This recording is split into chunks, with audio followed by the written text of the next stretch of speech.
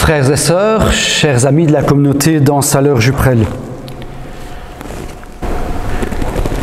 vous l'imaginez, c'est avec une certaine émotion que je vous salue et que je vous accueille pour ce culte qui sera pour moi le dernier dans cette communauté. Elles ont une saveur particulière, ces paroles de bénédiction et d'accueil. Que la grâce, que la paix à laquelle Dieu nous appelle tous, nous accompagne tout au long de ce culte que nous voulons lui rendre. Et je vous invite déjà à vous lever et à chanter ce premier cantique, que ces lieux soient visités par la présence du Seigneur.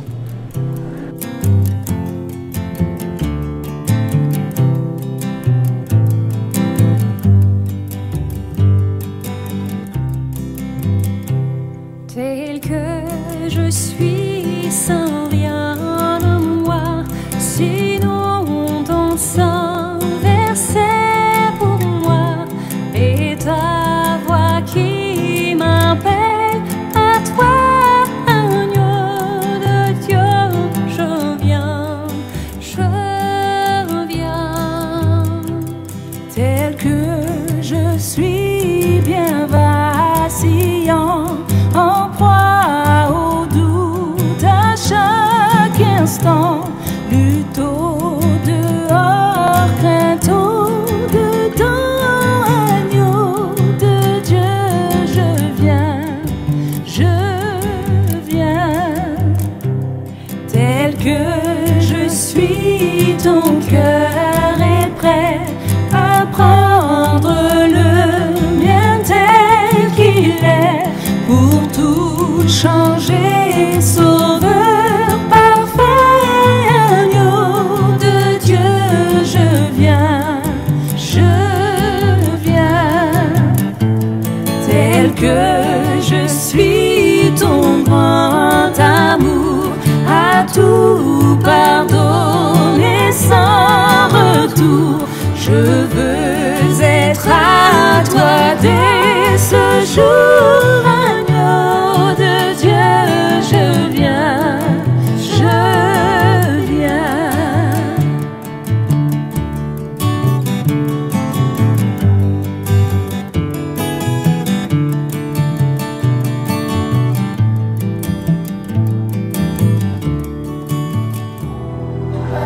Je vous invite à vous asseoir.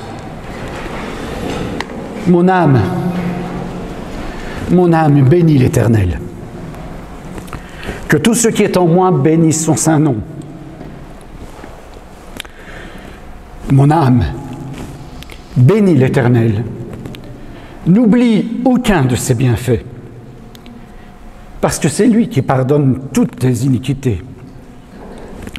C'est lui qui guérit toutes tes maladies. C'est lui qui délivre ta vie de la fosse, qui te couronne de bonté, qui te couronne de miséricorde. C'est lui qui rassasie de bien ta vieillesse. C'est lui qui te fait rajeunir comme l'aigle.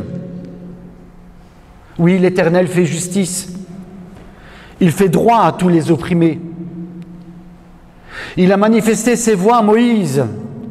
Il a manifesté ses œuvres aux enfants d'Israël. L'Éternel est miséricordieux. L'Éternel est compatissant, il est lent à la colère et il est tellement riche en bonté. L'Éternel ne conteste pas sans cesse. Il ne garde pas sa colère à toujours. Il ne nous traite pas selon nos péchés. Il ne nous punit pas selon nos iniquités. Mais autant les cieux sont élevés au-dessus de la terre, autant sa bonté est grande pour ceux qui le craignent. Autant l'Orient est éloigné de l'Occident, autant il éloigne de nous nos transgressions. Comme un père a compassion de ses enfants, l'Éternel a compassion de ceux qui le craignent, parce qu'il sait de quoi nous sommes formés. Il se souvient que nous sommes poussière. L'homme, ses jours sont comme l'herbe. Il fleurit comme la fleur des champs. Et puis, lorsqu'un vent passe sur elle, elle n'est plus. Et le lieu qu'elle occupait ne la reconnaît même plus. Par contre, la bonté de l'Éternel, elle dure à jamais pour ceux qui le craignent. Et sa miséricorde pour les enfants de leurs enfants et pour ceux qui gardent son alliance, pour ceux qui se souviennent de ses commandements afin de les accomplir. L'Éternel a établi son trône dans les cieux, son règne domine sur toutes choses. Bénissez l'Éternel. Bénissez l'Éternel, vous ses anges. Vous qui êtes puissants en force, vous qui exécutez ses ordres en obéissant à la voix de sa parole.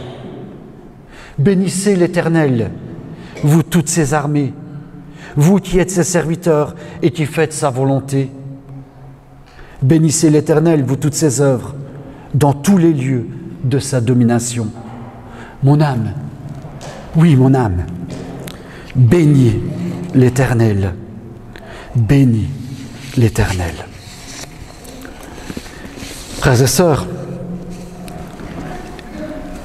il nous arrive tous, à un moment ou à un autre de notre vie, de sentir que nous sommes fragiles. Et ce psaume me touche particulièrement. Il me touche beaucoup parce qu'il ne nie pas notre fragilité. Il ne nie pas nos faiblesses. Mais au contraire, ce psaume, il place notre fragilité, notre vie, dans le cadre d'une confiance, dans le cadre d'un souvenir, mais d'un souvenir vivant, d'un souvenir actuel, d'un souvenir qui se réactualise jour après jour. Il place notre fragilité dans ce cadre de la confiance, une confiance en un Dieu qui sans cesse, inlassablement, reste fidèle à son amour, à sa bonté, à sa bienveillance. C'est pourquoi ce psaume commence et il se termine par cet appel à nous souvenir de cette fidélité de Dieu et surtout à lui rendre grâce, à lui dire merci. Nous allons prendre, frères et sœurs, un temps dans la prière, un temps de reconnaissance. Nous allons rendre grâce au Seigneur et nous allons le faire par nos chants, par nos prières, par vos prières, peut-être par des cantiques que l'un ou l'autre souhaiterait entonner. Mais que tout se fasse dans cet esprit de reconnaissance. Seigneur, toi qui viens à nous comme un Dieu, mais comme un Père, tu nous as donné Jésus, ton Fils, pour comprendre cette parole, ta parole, comme une bonne nouvelle qui proclame ta fidélité. Il y a maintenant plus de 30 ans, Seigneur, j'ai découvert ton amour et ma vie en a été bouleversée. Et depuis ce jour, tu n'as jamais cessé de m'aimer et d'être à mes côtés.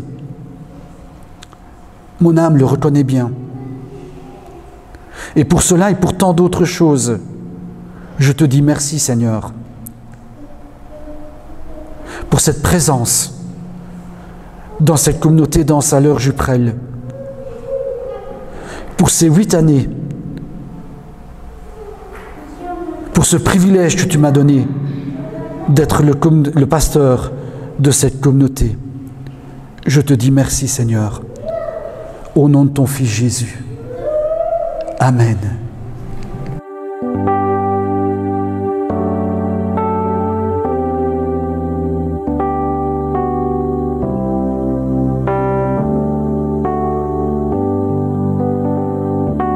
Oh, souffle, souffle de Dieu, nous t'accueillons. Viens purifier nos cœurs.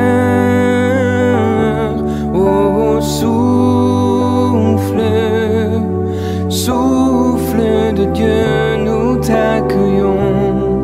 viens purifier nos cœurs. Rends-nous souples devant toi, à l'écoute de ta voix. Rends-nous sensibles à ton cœur. Sois le roi, sois le Seigneur. Oh, souffle, souffle de Dieu, nous t'accueillons.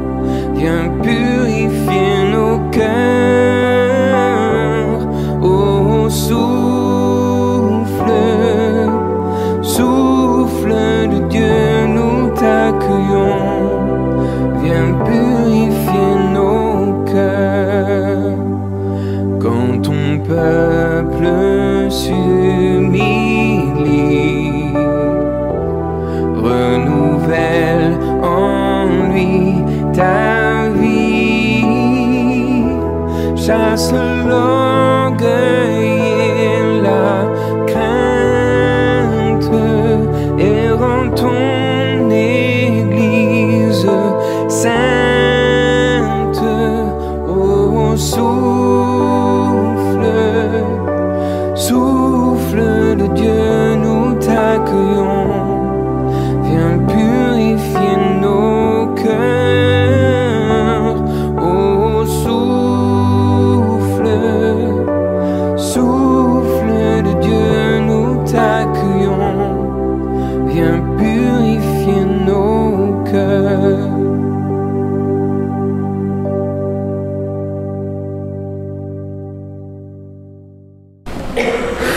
Deux textes qui serviront de base à la méditation de ce matin. Le premier dans le livre de la Genèse, au chapitre 12, l'appel d'Abraham.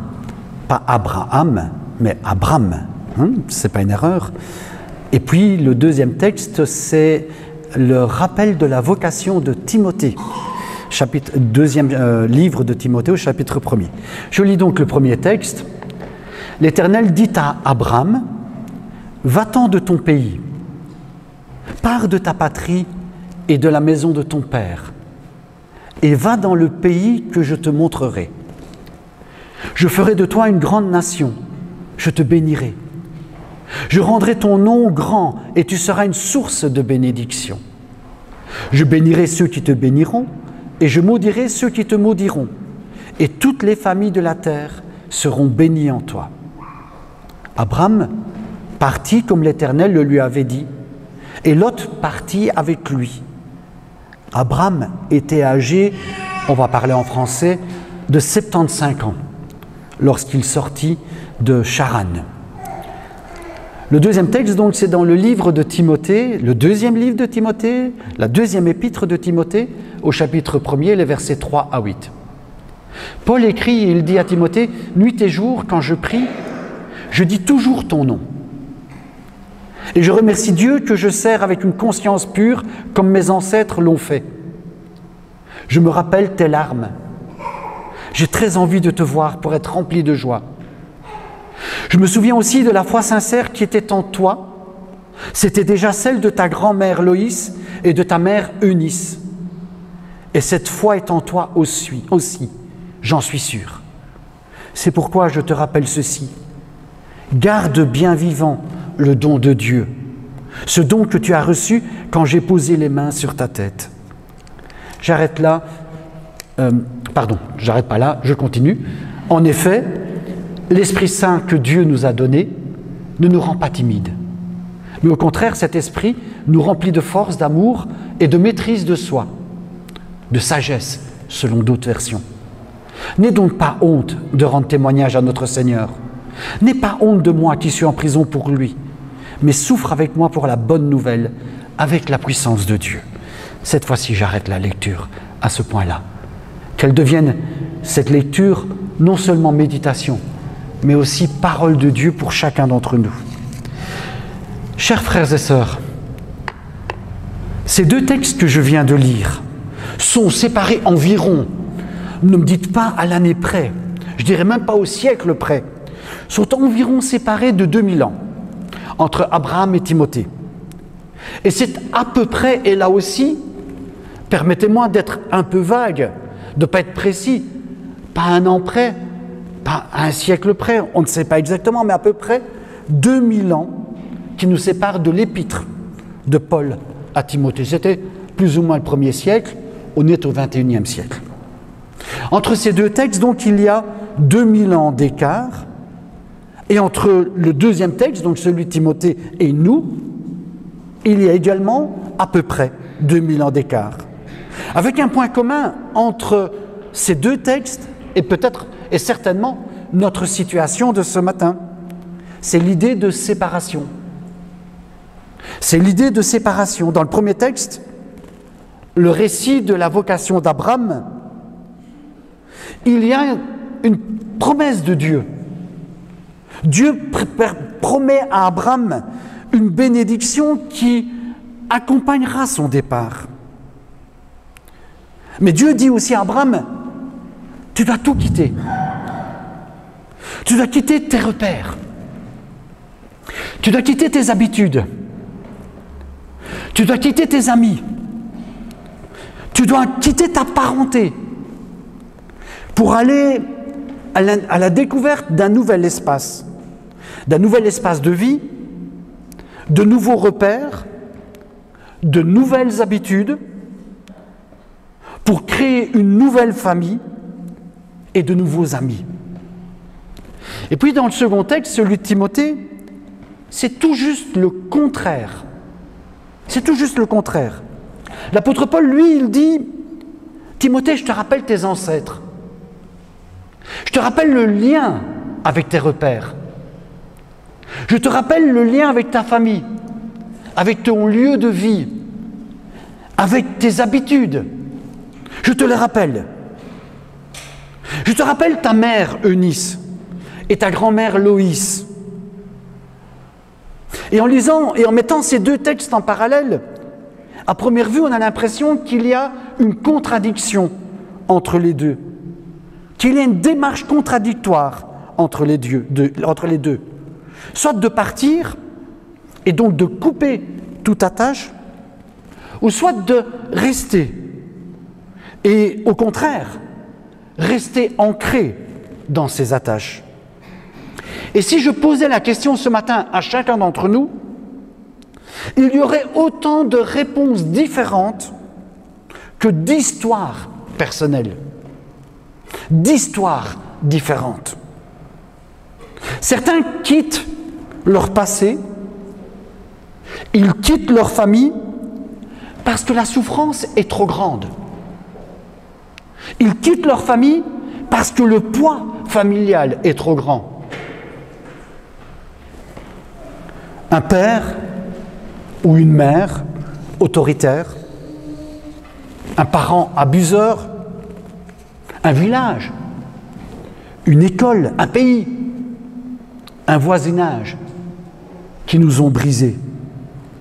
Et puis pour d'autres, au contraire, c'est une immense reconnaissance pour le passé. Parfois même une certaine nostalgie du passé. Bref, à chacun son histoire, à chacun son vécu. Ce que Abraham a vécu, c'est donc pas ce que Timothée a vécu.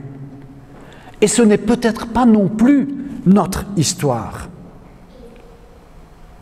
Il existe en réalité au moins un point commun entre Abraham et Timothée, et chacun d'entre nous. Et ce point commun, au moins ce point commun, c'est que nous avons tous un passé. Nous ne sommes pas nés de rien, nous ne sommes pas Adam, créé directement à partir de la poussière. Nous avons un passé, nous avons une histoire, nous avons des racines, nous avons une lignée, que l'on veuille ou pas, qu'on en ait souffert ou pas, nous avons tout cela. Que nous le voulions ou pas, il y a une histoire qui nous précède. Qu'elle soit douloureuse ou heureuse, que ce soit douloureux encore aujourd'hui ou heureux encore aujourd'hui, Chacun est donc marqué par les événements et par les personnes qui ont été dans notre histoire, les personnes de notre passé. Et l'expérience d'Abraham et de Timothée nous rappelle donc que nous ne venons pas de nulle part, mais aussi qu'on ne part pas vers nulle part, que l'on continue à avoir des racines, mais à poser aussi des racines. Que nous ayons d'ailleurs besoin de rompre avec notre passé, ou que nous ayons besoin, au contraire, de rester attachés à notre passé, notre vie devient donc, et c'est le propre même de la vie, une succession de ruptures et de continuité. Revenons à Abraham. C'est Dieu qui insiste. Dieu dit, va-t'en, pars de ton pays, pars de ta patrie, Dieu est bien précis, pars même de la maison de ton père, et pars vers le pays que je te montrerai. Et c'est vrai que bien souvent, les théologiens, et souvent dans les prédications, on montre aussi que cette nuance de partir vers un ailleurs, c'est aussi quelque part partir vers soi-même. Abraham a besoin, pour s'accomplir, de partir, de quitter un certain nombre de choses. Et donc Dieu insiste pour que Abraham rompe avec ses racines. Non pas qu'il les enlève, mais qu'il ne soit plus sous cette influence. Pourquoi ? Parce que c'est le seul moyen pour Abraham qu'il puisse s'accomplir, qu'il puisse se sentir bien. Et même son nom va changer. Il s'appelait Abraham, ce qui veut dire le Père est grand, et il deviendra, Dieu lui donnera ce nom, Abraham, ce qui signifie le Père des peuples. Et c'est ce que nous avons comme promesse. Je ferai de toi une grande nation, je te bénirai, je rendrai ton nom grand, et tu seras une source de bénédiction. Et pour tous les croyants, nous disons Abraham est le père de la foi. Il est le père. C'est par ce récit d'ailleurs que commence l'histoire d'Abraham ou d'Abraham. Son histoire, elle commence donc par une rupture. On ne sait rien ou presque rien de lui avant ce texte. On sait qu'il est le fils et qu'il est dans une généalogie, mais c'est tout. On ne sait pas ce qu'il a fait pendant ses 75 ou 75 ans. On ne sait pas ce qu'il est devenu, ce qu'il a fait. C'est par une rupture, donc, que commence l'histoire d'Abraham, et une rupture après un long moment de vie. 75 années, nous dit le texte. C'est dire qu'une bonne partie de sa vie est déjà derrière lui. Aujourd'hui, on pourrait même dire il a perdu le meilleur de sa vie. Mais ce n'est pas comme ça que Dieu voit les choses. Et il veut aussi que pour Abraham, ça ne soit pas comme ça. Ce n'est pas important ce que tu as perdu. Ce qui est important, c'est ce que tu sèmes aujourd'hui, ce que tu vis aujourd'hui. Qu'est-ce qu'il quitte, Abraham ? On ne le sait pas, à part les mots, mais on ne sait pas ce qu'il y a comme contenu. On connaît le contenant, la boîte, mais à l'intérieur, on ne sait pas ce que c'était sa patrie, ce que c'était son pays. La seule chose peut-être qui serait un indice, c'est qu'on lui a donné le nom de Abraham. Le Père est grand. Et ça m'interpelle. Parce que, est-ce que c'était Abraham, en tant que père, qu'il était grand, alors qu'il n'avait pas d'enfant ? Ou bien c'était sa parenté qui était trop grande, trop écrasante pour lui. Et que donc, en partant, il se détache d'un poids familial. En tout cas, voilà qu'il y a des situations où pour pouvoir exister, il faut rompre. Pour pouvoir construire sa vie, il faut rompre certaines attaches, certains liens pesants. Je saute 2000 ans pour arriver à l'histoire de Timothée qui, elle, est toute différente. Timothée, lui, a reçu un ministère. Il exerce un ministère et puis il passe un moment difficile. Et Paul, pour ranimer le don qui est en Timothée, pour ranimer le ministère de Timothée, il lui dit, mais rappelle-toi de la foi de tes ancêtres, parce que c'est justement ce qui te donne une identité. Tu as ton identité dans cette foi de tes ancêtres. Ta mère, ta grand-mère, que l'on ne connaît pas non plus par ailleurs, ils sont nommés, on ne sait pas en quoi, elles ont une grande foi, mais c'était des gens formidables, dit l'apôtre Paul. On ne sait pas en quoi ils étaient formidables, mais c'était des gens formidables. Et Paul dit, tu as pu bénéficier de cette foi de ces gens formidables que nous, 2000 ans après, nous ne connaissons pas. Maintenant que tu rencontres des difficultés, que ces difficultés ne te fassent pas oublier qui tu es, ce que tu es, ne te fassent pas oublier tes racines. Ce sont tes racines qui ont fait de toi quelqu'un de formidable, quelqu'un de bien. Ce sont tes racines, c'est ce que tu as vécu, c'est le temps que tu as passé avec d'autres personnes qui ont fait de toi, qui t'ont construit, qui ont fait de toi quelqu'un de bien.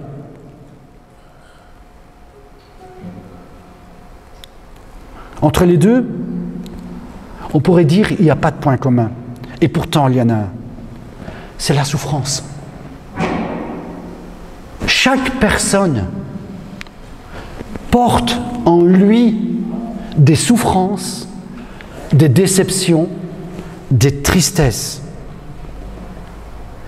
Pour Abraham, c'est son passé qui le fait souffrir. Et pour Timothée, c'est son présent qui le fait souffrir et qui lui fait peur de l'avenir.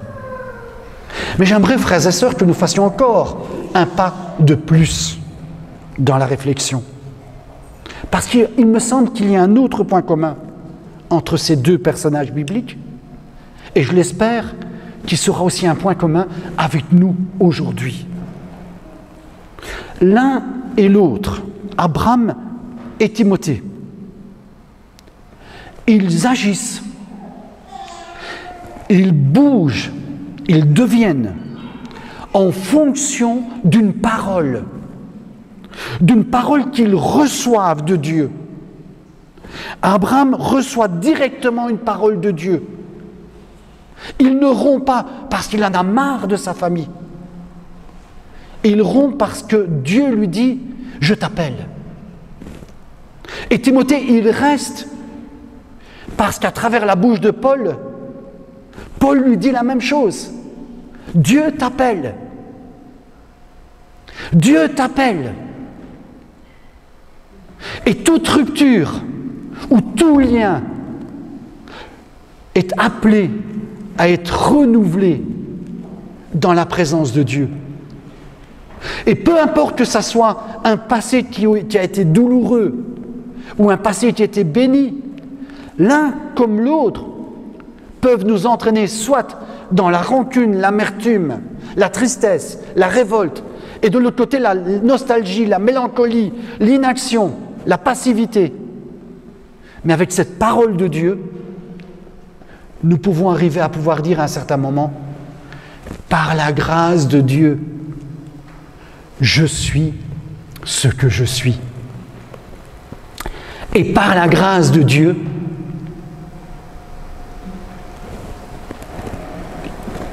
ce que je suis, l'œuvre de Dieu, n'a pas été vaine en moi. Mon passé, ce n'est pas qu'une parenthèse. Il m'a construit avec mes souffrances, avec mes peines, avec mes joies, avec mes frustrations. Ce sont deux paroles qui, en réalité, lorsqu'elles sont prononcées par Dieu, elles visent à libérer les deux personnages de leur fardeau. Et c'est ce qui me touche, frères et sœurs. C'est ce qui me touche le plus quand je lis ces textes. Et quand je lis la parole de Dieu. Cette parole de Dieu, elle m'invite à... Elle ne me dit pas si je dois rester ou si je dois partir. Elle ne me dit pas je dois partir ou je dois rester parce que j'en veux ou parce que je suis reconnaissant et je ne peux pas les quitter. Elle m'invite à voir que Dieu nous rend libres d'oser vivre, d'oser espérer, d'oser une action, d'oser une démarche qui ne vise pas à être contre ou pour quelqu'un, mais qui vise tout simplement à être soi-même. À être soi-même. Et en cela, frères et sœurs, ces textes qui sont si éloignés de nous dans le temps, ils nous sont tellement proches, car tous les deux nous parlent d'un Dieu qui veut faire souffler sur nous un vent de vie. Un vent de vie, ce souffle de vie qui nous permet soit de partir en disant « mais je ne t'en veux pas ». Nos routes se séparent, mais je te souhaite le meilleur. Soit de dire au contraire « je reste », non pas parce que je suis lié à un passé, mais parce que justement ce passé m'a permis de grandir et de devenir cet enfant de Dieu qui a reçu sa part de don de la vie et de Dieu. Et je vois nos ados. C'était bien, je suis passé au camp, à Sainte-Baume, là où on a fait notre camp. J'ai eu la nostalgie. Je suis allé voir et j'ai demandé si on pouvait encore refaire un camp là-bas. Et je me suis dit, mais nos ados, quand on a fait le camp, quand on est resté une semaine, c'était formidable. Mais je rends grâce à Dieu pour ce que vous devenez, pour ce que vous êtes. Et si on refait un autre camp, eh bien ce sera un camp, non pas le même. Il y aura des mêmes bases, mais on vivra d'autres choses, à la gloire de Dieu. Et au moment où je vous quitte, frères et sœurs,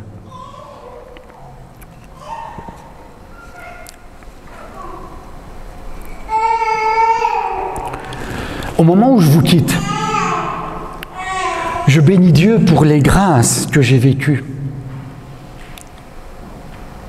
Les grâces innombrables que j'ai vécues pendant toutes ces années. Et quand je dis je bénis Dieu, c'est je vous regarde et je vous remercie de m'avoir accueilli comme votre pasteur.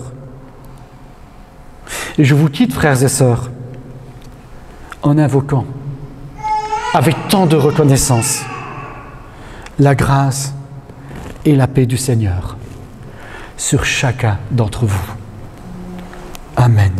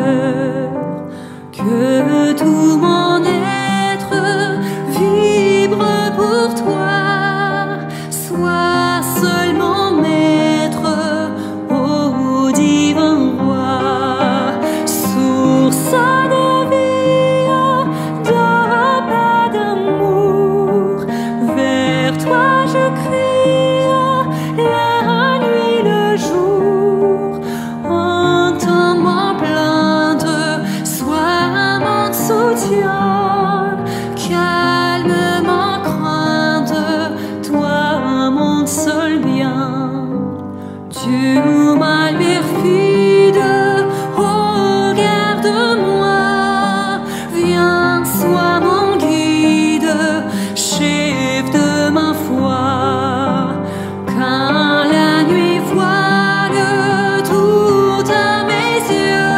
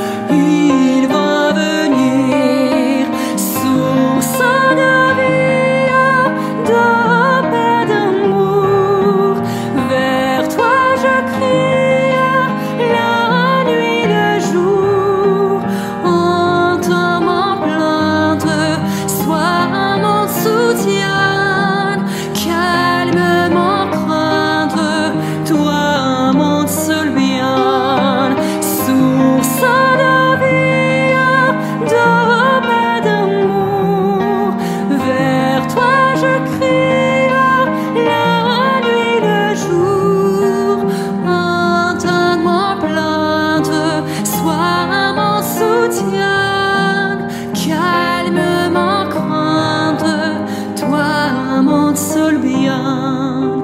Calme ma crainte, toi mon seul bien.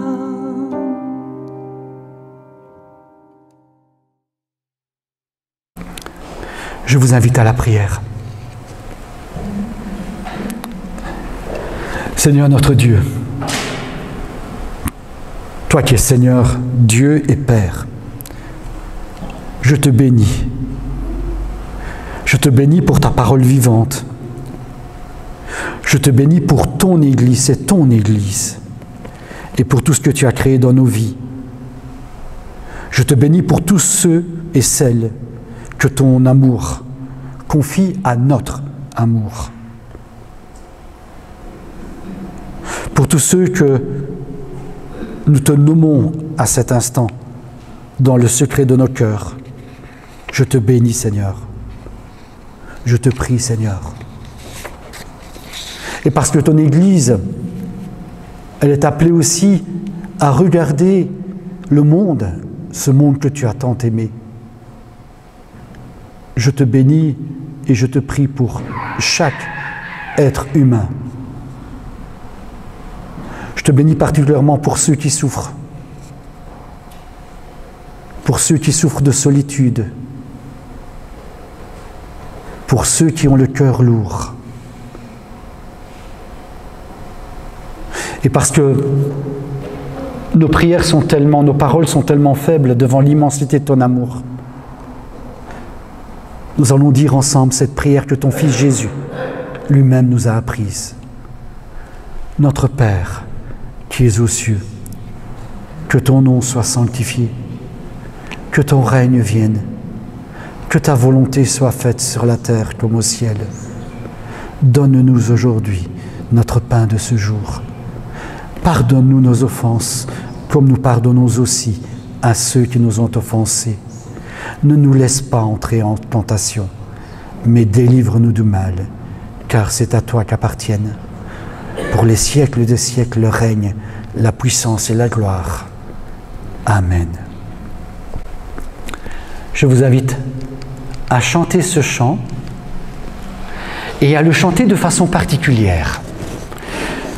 Parce que quel plus beau symbole que de dire au revoir et de bénir l'avenir.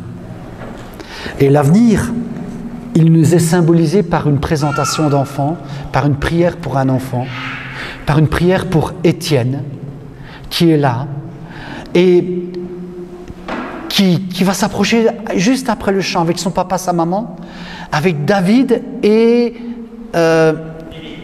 Philippe, oui, l'ami des chevaux, et un prénom qui est tellement courant dans notre église aussi. Hein, donc, vous allez vous approcher tous. Nous allons d'abord chanter le cantique, pour pas que vous restiez trop longtemps debout, mais symboliquement, qu'est-ce qu'il y a de plus beau que de prier pour un enfant, et de prier pour un enfant qui n'est pas de notre communauté physiquement, puisqu'ils sont sur Bruxelles, ils sont dans une autre communauté, mais on a vu le couple arriver dans notre communauté, et donc il y a une place particulière pour ce couple, Théo et Ida, dans Blaise plutôt, et Ida dans dans notre église et dans notre cœur. Nous chantons ce cantique.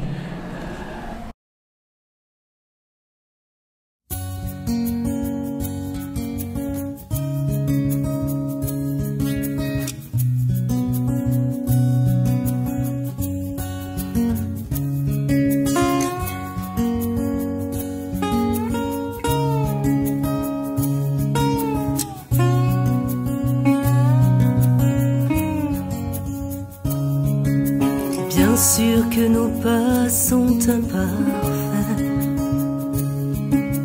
La vie s'est faite de virages, de retour en arrière. Bien sûr, on n'est pas que ce que l'on fait. Et l'on mesure l'écart avec ce que l'on voudrait être. Mais quand les nuages en moi s'amoncellent, il y a tout au fond ce message qui me rappelle que j'ai ta confiance. j'ai ton soutien, j'ai l'amour que tu nous donnes, je fais confiance, tu es mon chemin, par l'amour que tu nous donnes, je fais le mien.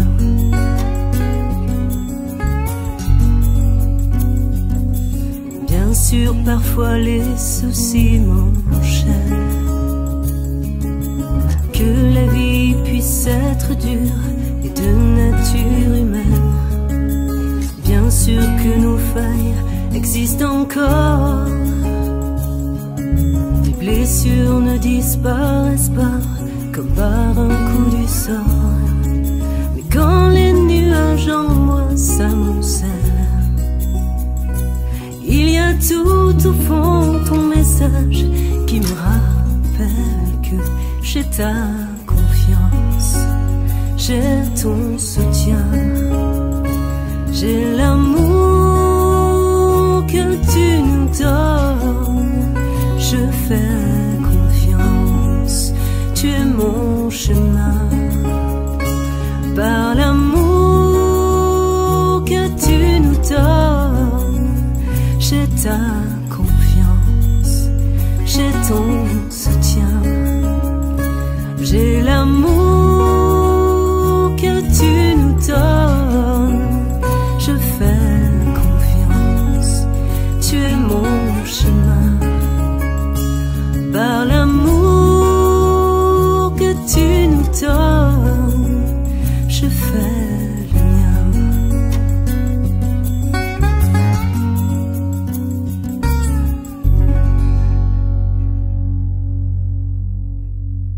Aujourd'hui, Grégory, nos chemins se séparent, mais je sais que c'est vers celui que tu sers que tu vas. Alors, mon frère, c'est à lui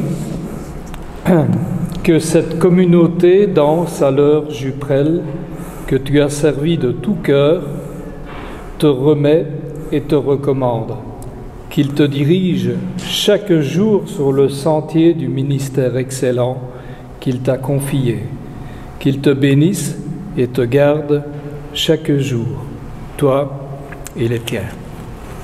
Amen. Amen. Merci, Papa.